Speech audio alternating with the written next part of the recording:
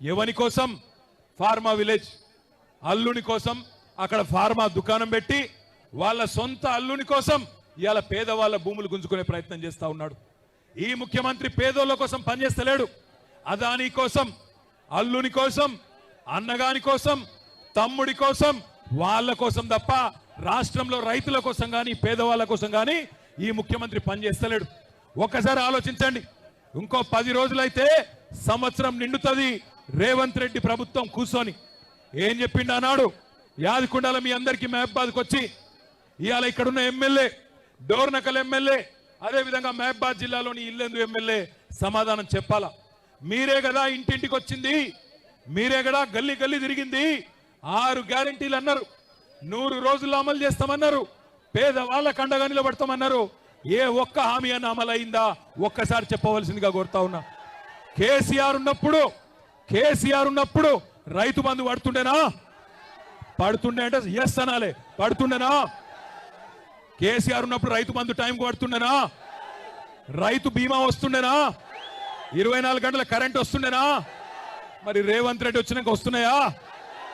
రైతు బంధు ఎగ్గొట్టిండా? రైతు బీమా బంధు పెట్టిండా? Bonus bogus అయిందా? ఆడబిడ్డలకు చెప్పిండు కదా నెలకు 2500 ఇస్తానన్నాడు. వచ్చినాయా? మహాలక్ష్మి అన్నాడు. మహారాష్ట్రలో కూడా తన్నులు తిన్నాడు. మహారాష్ట్ర పోయిండు, అక్కడ ఆడబిడ్డలు కూడా బుద్ధి చెప్పిర్రు.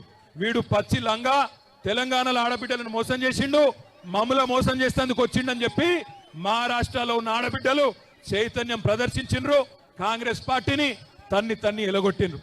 నేను మిమ్మల్ని కోరేది ఒకటే, మానుకోటలో ఇక్కడికి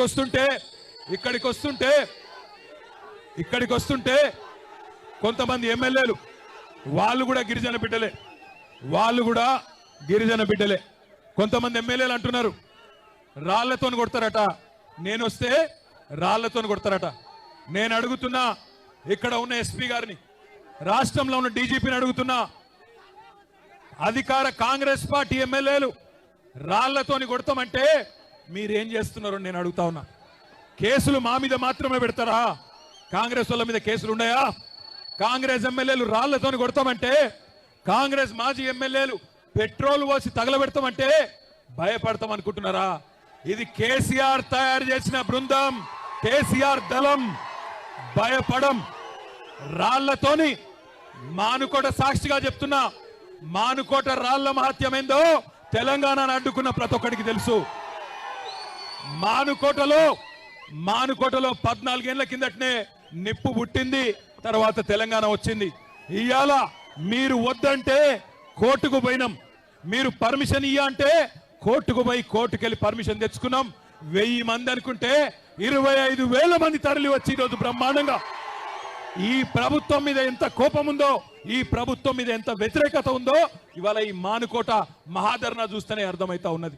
నేను మీ అందరితో ప్రార్థించేది ఒకటే, తప్పు జరిగింది, మోసపోయినాం, పర్వాలేదు, ఏమి ఇబ్బంది లేదు, 4 ఏళ్ళు గట్టిగా కొట్లాడదాం. ఒక లగచర్ల కాదు, ఎక్కడ అన్యాయమైన గొంతిప్పుదాం. మొన్న లగచర్ల ఆడబిడ్డలు, మా బంజారా ఆడబిడ్డలు, మా బంజారా ఆడబిడ్డలు, ప్లీజ్ మాట్లాడి, గొంతు పోతుంది, మాట్లాడి. మా బంజారా ఆడబిడ్డలు 30 మంది రైతులను జైల్లో పెడితే వాళ్ళు భయపడలే. మీరు చూసింటారు, జ్యోతి అనే ఆడబిడ్డ 9 నెలల ప్రెగ్నెంట్. ఆమెను మేము అన్నాం, వద్దులే అమ్మా, నువ్వు ఉండు, ఢిల్లీ దాకా ఎందుకు, ఉండు తల్లి అంటే, లేదన్నా, నేను బంజారా బిడ్డను కొట్లాడతా, తప్పకుండా రేవంత్ రెడ్డి భరతం పడతా అని చెప్పి ఢిల్లీ దాకా వచ్చింది. ఢిల్లీకి వచ్చి ఆ జ్యోతి అక్కడ ఉన్న మానవ హక్కుల కమిషన్ను, అక్కడ ఉన్న ఎస్సీ ఎస్టీ కమిషన్ను, అక్కడ ఉన్న మహిళా కమిషన్ను కలిసి ఆమె బాధ చెప్తుంటే, ఒక జ్యోతి, ఒక దేవి, ఒక సోనీబాయి, ఒక కిష్టీబాయి, అదేవిధంగా మిగతా ఆడబిడ్డలు వాళ్ళ బాధ చెప్తుంటే ఆ కమిషన్ సభ్యుల కళ్ళల్లో కూడా కన్నీళ్లు తిరిగినాయి. వాళ్లకు కన్నీళ్ళు వస్తున్నాయి, కానీ ఇక్కడ ఉన్న రేవంత్ రెడ్డికి కానీ, ఇక్కడ ఉన్న కాంగ్రెస్ ఎమ్మెల్యేలకు కానీ గిరిజన బిడ్డల కష్టాలు కనబడతలేవు.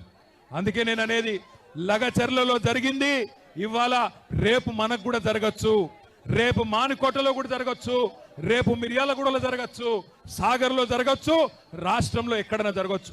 అందుకే ఒక దగ్గర ఒక్కలకు అన్యాయం అయితే ఎట్లయితే ఒక కాకికి దెబ్బ తగిలితే 100 కాకులు వచ్చి కావు కావుమని కాపాడుకుంటాయో అట్లాగే తెలంగాణలో ఏ గిరిజన బిడ్డకు అన్యాయమైనా, ఏ గిరిజన ఆడబిడ్డకు అన్యాయమైనా రాష్ట్రం అంతా కదలాలే. మా గిరిజన అన్నదమ్ములు కదం దొక్కాలని విజ్ఞప్తి చేస్తా ఉన్నా. మీరే కదా ఆనాడు కేసీఆర్ ను డిమాండ్ చేస్తే మీకోసమే కదా 6% రిజర్వేషన్ 10% చేసింది. 6% రిజర్వేషన్ చేసింది, 10% కేసీఆర్ గారు చేసిన మాట వాస్తవమేనా? కేసీఆర్ గారు 6% రిజర్వేషన్ 10% చేసిన మాట వాస్తవమేనా? వాస్తవమేనా కాదా? పోడు భూముల పట్టాలు ఇచ్చింది వాస్తవమేనా? తాండాలు పంచాయతీలు చేసింది వాస్తవమేనా? మరి ఇన్ని చేసిన కేసీఆర్ గారు సరే కొన్ని మాయ మాటలు నమ్మి మోసపోయినాం, ఇబ్బంది లేదు. కానీ రేపటి రోజున ఈ రేవంత్ రెడ్డిని, కాంగ్రెస్ ప్రభుత్వాన్ని మానుకోటలోనే కాదు ఊరూరా ఉరికిచ్చి కొట్టే బాధ్యత కూడా, ఉరికిచ్చి ఓట్లతో తరిమే బాధ్యత కూడా మీరే తీసుకోవాలా.